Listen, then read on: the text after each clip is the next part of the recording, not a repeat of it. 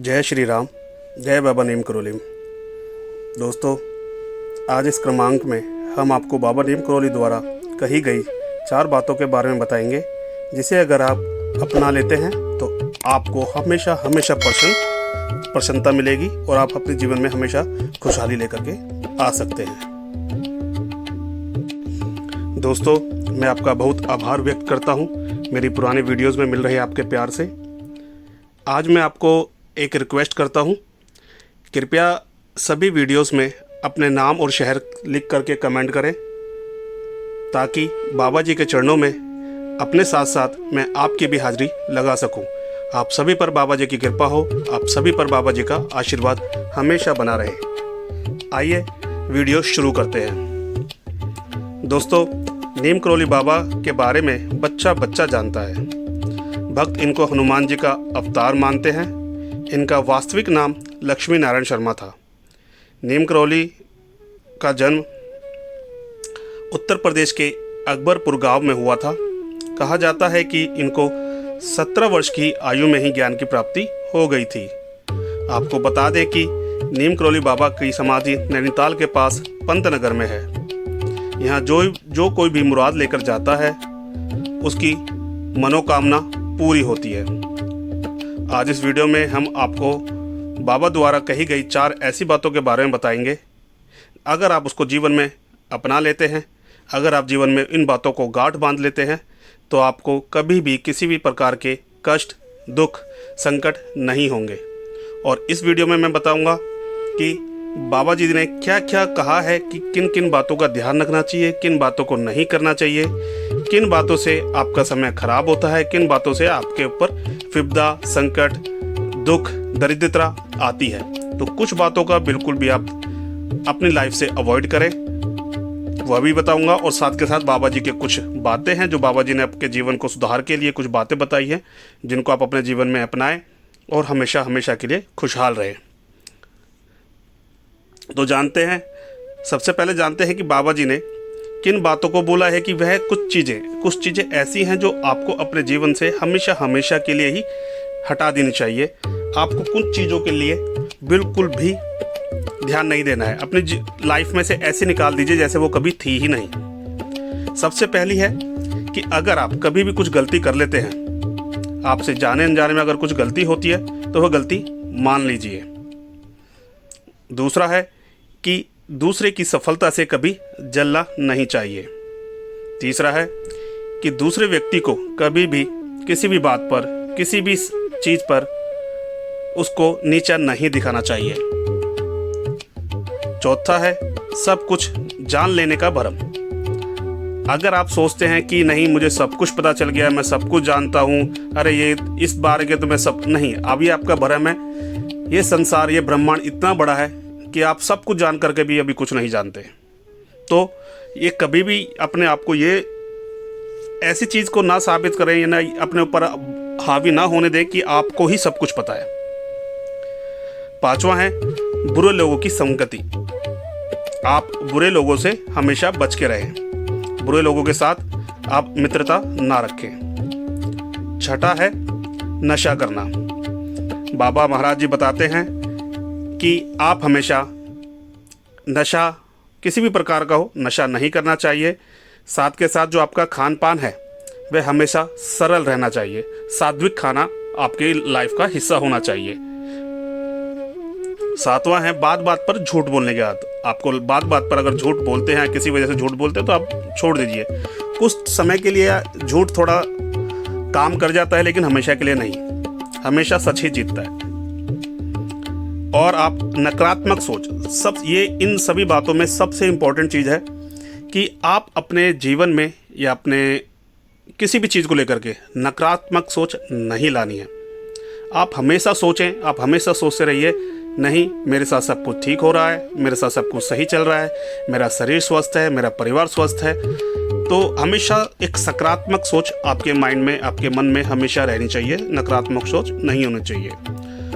और लास्ट है, कभी भी जीवन में किसी भी परिश्रम को करने के लिए आपके शरीर में, आपके मन में किसी भी प्रकार का आलस्य नहीं होना चाहिए।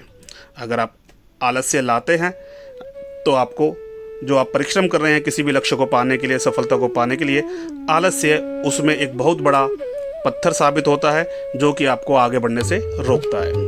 तो अब जानते हैं बाबा जी ने क्या चीज़ें बताई हैं, क्या उपाय बताए हैं जिनको आप अपना करके अपने जीवन को हमेशा हमेशा के लिए सफल, सुखमय और सुखी बना सकते हैं। अपना अतीत किसी से भी साझा ना करें। बाबा जी ने बताया कि आपका जो अतीत है, आपके अतीत में कुछ भी हुआ हो, अच्छा हुआ है, बुरा हुआ है, कुछ भी चीज़ हुआ हो, कभी भी किसी से भी साझा ना करें। खासकर कुछ बुरा हुआ है तो बिल्कुल भी ना करें, क्योंकि इसका फ़ायदा उठाकर कोई भी आपको नुकसान पहुंचा सकता है और नीचा भी दिखा सकता है। तो इस बात का आप खास तौर पर ख्याल रखें। दूसरा, अपनी कमजोरी कभी भी किसी से साझा ना करें। देखिए, जैसा कि आप जानते हैं, सभी के अंदर कुछ ना कुछ कमजोरी होती है। कोई भी इंसान परिपूर्ण नहीं होता। सभी के अंदर कुछ ना कुछ कमजोरियां होती हैं। किसी की शारीरिक होती है, किसी की मानसिक होती है, किसी को बहुत जल्दी गुस्सा आ जाता है, कोई बहुत इमोशनल होता है। तो सभी के अंदर कुछ ना कुछ कमियां होती हैं। तो आप कभी भी अपनी कमजोरियों किसी के साथ साझा ना करें, किसी को ना बताएं।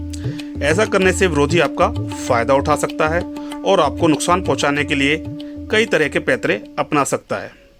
आपकी कमजोरी को ही फ़ायदा बना करके आप कमजोरी को ही निशाना बना करके फ़ायदा उठा सकता है।